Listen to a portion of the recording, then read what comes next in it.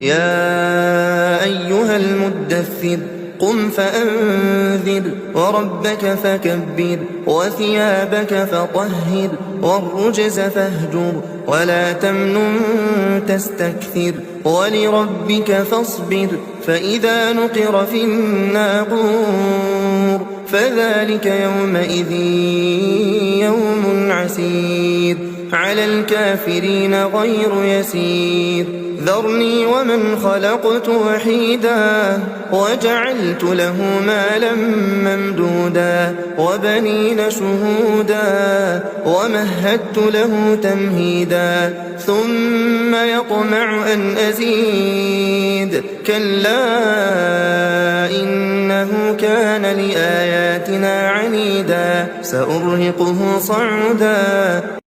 يا أيها المدثر قم فأنذر وربك فكبر وثيابك فطهر والرجز فاهجر ولا تمنن